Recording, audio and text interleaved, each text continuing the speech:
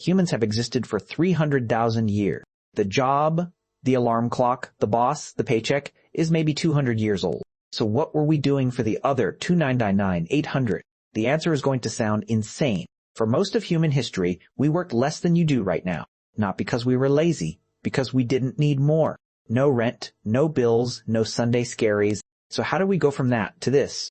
Let's go back to the actual beginning of work. For 95% of human history, every person on Earth was a hunter-gatherer. No farms, no offices, no LinkedIn. Small groups, moving with the seasons, chasing food. Survival, yes, but not the grind you're picturing. In 1966, anthropologists held a symposium called Man the Hunter. What they found broke their assumption. Richard Lee studied the Kung people of the Kalahari. He clocked exactly how many hours they spent finding food. The number, 15 to 20 hours a week. That's a part-time job in the Stone Age. Marshall Sahlins looked at this data and dropped a phrase economists still argue about. He called hunter-gatherers the original affluent society, not because they had more, because they wanted less, and got it easily. Hunters keep bankers' hours, he said. No boss, no fixed schedule, no wages. Work meant one question: what needs to happen today so we eat? Tasks split by age and skill, not job title. Men often hunted large game. Women often gathered food that made up most of the actual daily calories. Kids learned by watching. No onboarding required. No retirement. No such thing as unemployed. Bad day for food? You rested. That was allowed. Free time wasn't earned. It was just Tuesday.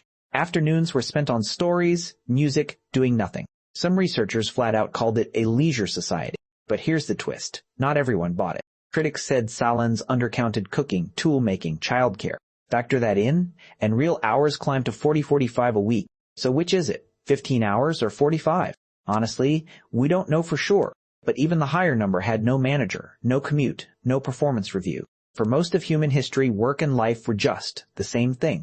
Then, 12,000 years ago, that ended. Humans did something no species had ever done.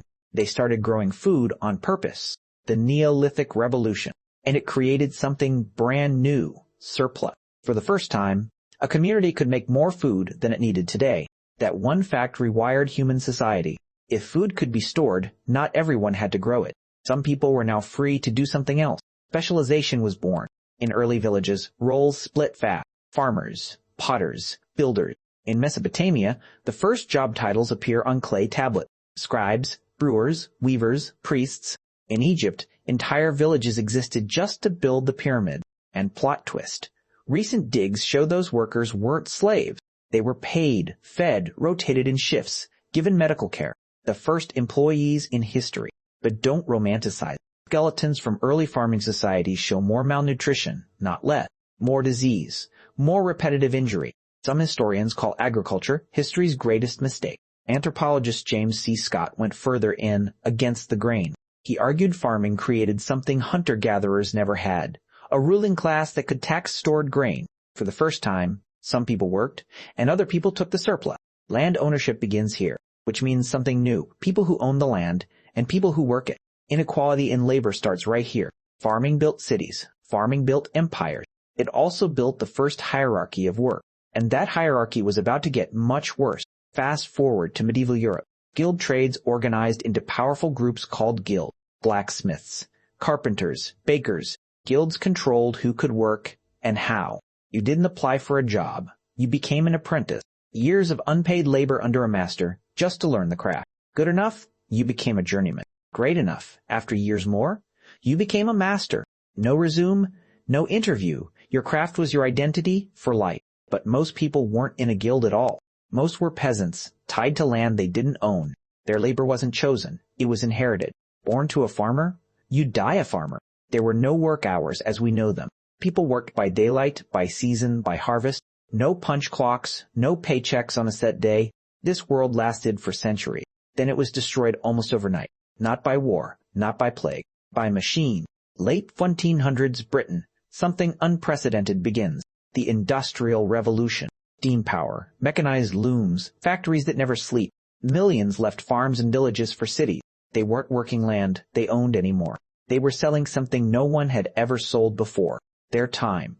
This is the true birth of the modern job. Show up here, at this hour, do this task. In exchange, a wage, and for the first time ever, unemployment became terrifying.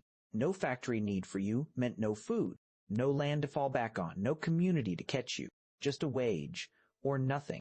Karl Marx watched it happen in real time. In Wage, Labor, and Capital, he argued something chilling.